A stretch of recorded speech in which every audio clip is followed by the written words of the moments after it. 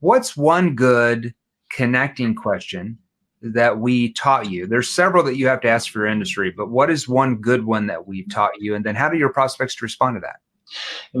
Because I have a lot of ads on Facebook, and very often people call me and ask me like, I saw you on Facebook, can you check my coverage or something like that? And my first question always is, do you know what you're looking for exactly?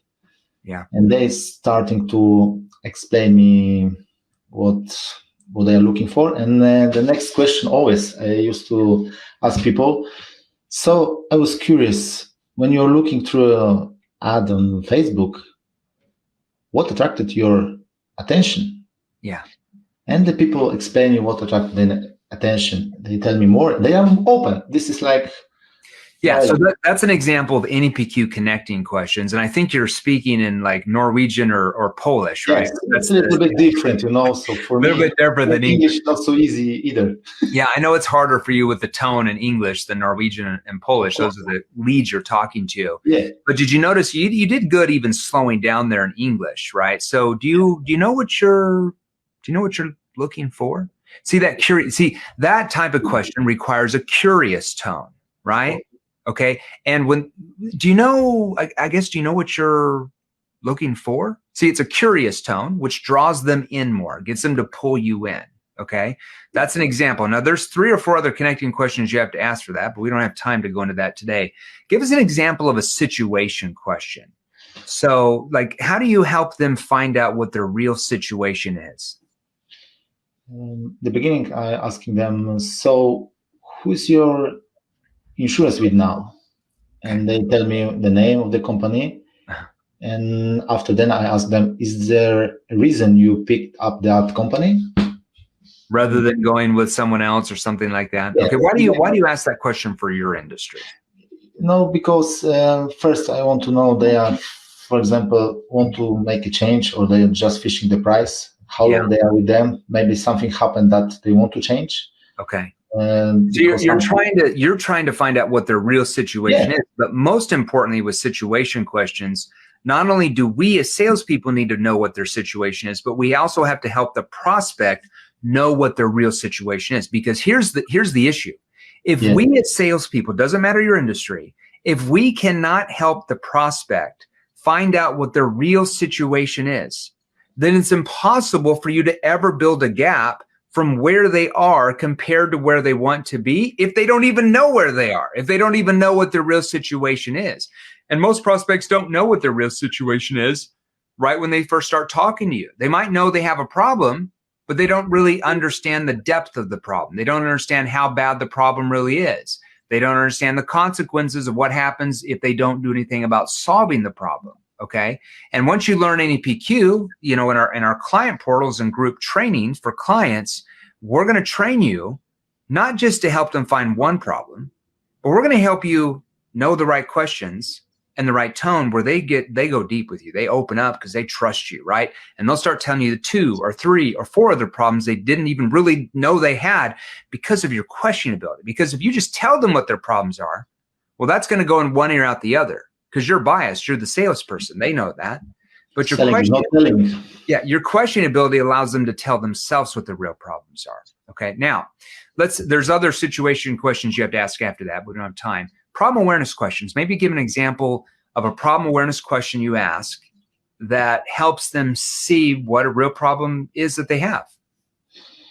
I used to ask them, so Jeremy, do you like insurance company you are using now? Okay. Why do you ask that one? Ask them because I want to know what they like, and maybe something is they doesn't like. Yeah. Because I don't know what is the situation now. Maybe they were 2 years in this company, they have car accident, and they don't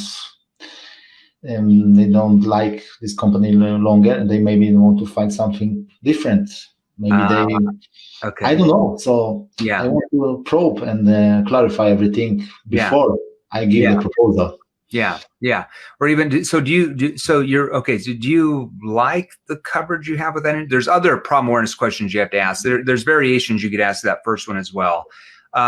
Solution awareness questions. Or so after we, help them find the problem, build the gap, because there's other problem awareness questions you have to ask after that. Okay. What's a good solution awareness question we've trained you how to ask, and why do you ask it? And very often I just joking with people like, may I ask you a cheesy question? They just like, start with, for example, if everything be perfect for you and you might be switched to my company, might be. Yeah. What do you will expect from new insurance company if something wrong happen or unexpected happen to you or your family? Yeah. That's it. So let's analyze what you just did there. Okay. First of all, that type of question, why would we want to say, now this is kind of a cheesy question? Because there's ABD, always be disarming. Yes, because that disarms them. Because if we don't put that in there, they're like, oh, they feel like that's kind of a salesy question, because it kind of is. But we can disarm them. We can totally disarm them by saying, now this is kind of a cheesy question. But let's just say that you found what you're looking for here, and let's just pretend that you switched over to our company. Yeah. What would you want that to look, or whatever you said there? And they won't think it's a cheesy question. They'll just answer it. But if you didn't put that in there, some people will be like, well, I didn't say I was switching yet. Yes, of course. But if might be, for example, you switch to our company, what you will expect from me as your insurance advisor? And people explain what they want, what they expect. And to the end, I used to tell people, let's suppose that we are able to do XYZ. What would that do for you personally? Yeah. And because I want to show them the future, how this looks like. You want them to see what the future is going to look like once all the off with the questions. Yeah, I like that a lot. That's really good. I learned this from you. It was like magic. For me, it was amazing. Like slap the people in the face. Yeah, it totally disarms people for sure. Consequence questions, because there's other solution awareness questions you have to ask there too, not just one. There's like 5 or 6 actually for your space. But what's a good consequence question we've tried to ask, and how does it work? Ask people, but what are you going to do if nothing changes? If you just keep doing what you have been for the next 3, 6, 12 months? And what do they say? If they say me, for example, no, I have to change, but if they tell me no, I don't know. So Jeremy, are you willing to settle for that? Yeah. Do you want to have to? So let's say they had some type of problem where they were with a different insurance company, they had some accident, they took them forever to get paid out, or they didn't get paid all of it. Do you want to have to keep going through all that with them if you didn't have to? Something happens for you and your family. This is like point with family is very important, because people sometimes they don't care about themselves, but they care about family. Yeah, 100%. Well, especially if it's life insurance, like revenue. Yeah, there's several different conversations if you're selling the mortgage protection compared to like car insurance. But I know in your country, you guys do them all together. Okay. Now we don't have time to go into your presentation on here, but we teach all that in our virtual training courses as well. How do you close a prospect? Are you using the option close, or what do you do? What have you learned from us? To the end, when I give the proposal, I ask, this is what you are looking for? And people, they tell me yes or not. If not, you can tell me just between you and me, what doesn't work for you? Yeah. And people, they tell me the truth, because I want to ask them immediately what's happened. It's not maybe I said something what it's maybe push them. I don't know. Well, you can lean in, and another way to reword that commitment question, because there's several commitment questions you can ask, is, do you feel like this could be the answer for you? And they're going to say, yes, I do, or they're going to say, yes, but. Yes. And whatever comes after but is their concern. Yeah. And now you know the real concern, and you can help them overcome it, right? Yes, and often, for example, if this is money, so you ask money, what do we mean by money? Yeah. Because for one person, $100 is a lot of money. For other people, it's like $10,000. You never know. You have to clarify more. Yeah. And how this compare to the price? How compared to the price? You have the right coverage for your family. How do you compare this price for the coverage? No, because people sometimes they don't know what they have in insurance coverage. Well, it just depends on what type of results you want when you have an accident. Because we can give you the lower price, but when you have the accident, it just doesn't do X and Y and Z. So then you lose tens of thousands of dollars. Or so it depends on what type of result you want. So you get them into results-based thinking over price or cost-based thinking. Because I understand that sale is a change, because if you don't change, you couldn't push the people to change their mind, but you can challenge them to thinking. And I learned from you that the most important is ask people and challenge people to thinking about the results, not money. Because money, you can always buy something cheaper. You can buy a bridling, you can buy a cheap watch. But it's just the type of result you want. Right. So you get them into results-based thinking over cost-based thinking. It's pretty easy at that point, because then they see, oh my gosh, I can get this result, and now that price looks really small. Yeah. Whereas if you're a salesperson using traditional selling skills or consultative skills, because it's too surface level, you can't get them below the surface that well with those type of techniques. Guess what? The gap becomes so small that price tag just looks massive compared to, well, the problem's not really that bad. And because you can't build a gap because you couldn't get them to go below the surface, that's why you get so many money or price objections. It's not like the money doesn't exist. They're already spending that same money somewhere else. Yes, they're spending it on a more of a priority than what you're offering at this point. So it's your job as a salesperson to be able to get them to shift that way of thinking, where they feel that same money they're spending someone else, now your solution is the number one priority, and they need to move that money from where they're spending it over to your solution, because now that's the number one priority to them. Before they got on that call or sales process with you, they didn't know that was a priority. But your questioning ability, your tonality ability allows them to see that your solution is the priority, and they need to move that money from where they're already spending it over to you. The reason is because the other salespeople, they ask all the time cheesy questions. They are excited. They tell everyone, we are the best, we're number one, we have do this and that. So it's, if you are a different person and you lower the voice and you have the right tonality and the right questions at the right time, people never forget you. I had a lot of customers, they didn't buy from me today, but for example, in 3, 4, 5 months, they call me back because I was completely different than other salespeople. Yeah. Because it's like this, somebody on Facebook, it just says Facebook user, but I don't know what your name is. It says, damn, Jeremy, you make it look way too easy. Well, it is really easy once you have the right skills that work with human behavior, but it is really damn hard if you don't. It's true. I am the best example because I'm working with you, Jeremy, 3 years. Yeah. And then different language, because people very often complain, but doesn't work in Norway. American people, they are different, doesn't work in Denmark, Germany. You have Angelo from France. I am from a Polish guy in Norway. We have clients in 39 countries. Yes, so I know maybe if I explain something, English is different than the native speakers, but who cares? Yeah. The most important, that works. It only works if the prospects you talk to are human and they have problems and or emotional needs that your solution can solve.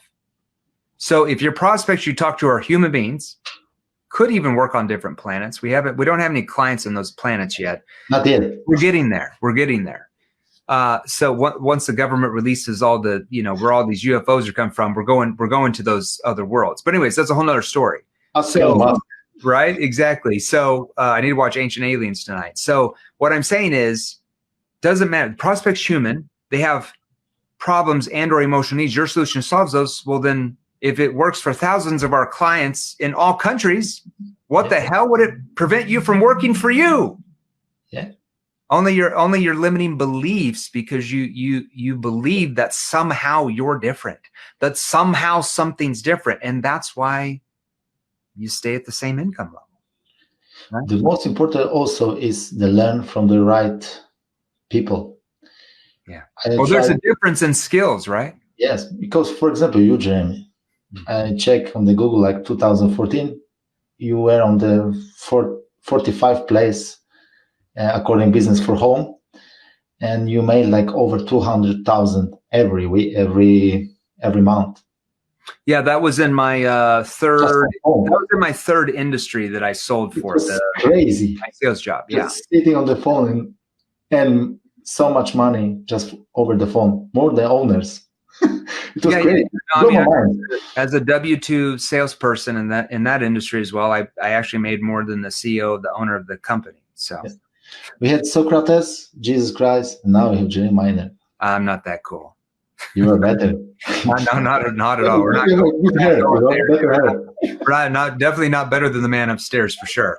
All right, brother. Any last words of advice you want to give to like maybe a newbie that's looking to get into sales, or maybe a vet that's already making low six figures that wants to make more? I always used to say, stay hungry, stay humble, because you have to learn, even if you are top earner in your country, on your company, you always can learn something new. I'm trying to tell to everyone, if you are wondering to go to the NAPQ, start with 2.0 and 3.0 after then, and maybe inner circle, because you have to learn the principles. Yeah, I see sometimes the people just jumping to the inner cycle. Sometimes it's good, but maybe we actually don't allow that anymore. They just so you know, about 76% of all of our clients start in NAPQ 3.0 now. Yeah, because you have to learn principles before you go to the university, Yeah. So for me, advice, if someone want to change life and have more freedom, learning from you I think is the best way. Why I should use 20 years and listen 1,400 books when I can take this from you? You remember, Jane, when you met in Poland, that we have a deal. That's right. You actually met me before me. I take your brain. When I was there at my house, I was there at my house in Warsaw, Poland. I go over there for about a month every summer, and then I traveled up to Sopot, the beach town. You're like, dude, I want to come down and meet you, and you flew down and met me. That was awesome. Yes, we have deal. When you die before me, I take your brain, like Einstein. You are Einstein in sales, so why not? There you go. All right, brother. Thanks for being on here. Now, for all of you watching us right now, if you want to acquire more advanced sales skills so you can sell more of your products and your services, if you want to be like Michael and tens of thousands of our clients now at this point, that's why we have well over 12,000 testimonials. From what we understand, more than any other sales training company that's been around even 20 or 30 years. We've only been around 3.5. Could be something there. I'm just going out on a limb. That's why Inc. Magazine ranked us the fastest growing sales training company in 2021 and in 2020. I'm assuming we'll win it in 2022, again, based on our financials, not us saying it, them saying it from our financials. So you want to acquire those type of skills that our clients are, who are in your industry, who are making 2, 3, 5 times more than what you are now, and they started where you're at. They just now have the right skills. They've acquired the right skills. That's why they are crushing you, okay? So if you want to start making your first 10, 15, 20 grand a month in commissions every single month, let's say you're already magically there through hard work. You want to go to, how do you go to 30 or 40 or 50 grand a month in commissions or higher? Well, you have to acquire more skills unless you're going to triple your hours. You're going to work 24 hours a day then? Probably not going to happen. You have to learn more advanced skills to get your conversions up and your average sale price up as well. So you want to acquire those skills, message me directly right now. So if you're on LinkedIn or the Facebook group Sales Revolution or my Facebook or the Facebook business page, message me directly right now. If you're on YouTube, you'll have to join the free Facebook group. You can't message us on YouTube. So if you're not in the Facebook group, you probably want to be there because that's where we do most everything. So I'm going to have somebody in, can somebody on the social media team, can you guys post the Sales Revolution? Can you post salesrevolution.pro? So you're just going to join it, salesrevolution.pro. So go to salesrevolution.pro. Looks like somebody posted it there on YouTube, salesrevolution.pro. And right when you join, somebody on my team, one of my surrogates, my stunt doubles, maybe you even get me every once in a while. Sometimes I get in there too. Every once in a while, we'll message you some different training options if you want to sell more for your industry. All right. Michael, thanks for being on. Many blessings to you. I think you're going to come see me this summer when I come over to Poland again, right? Of course. When you visit Norway, you can see. I know. The Polish guy in Norway. You're moving to Norway. You're going to come to Norway. All right, dude. Stay out of trouble, everybody. We'll see you soon. Thanks, Michael. Thank you. Hey guys, if you enjoyed these, here's another you can watch right over here, Join our free Sales Revolution group. Click the link below, join us, and we're gonna help you. Thanks for watching. We'll see you real soon.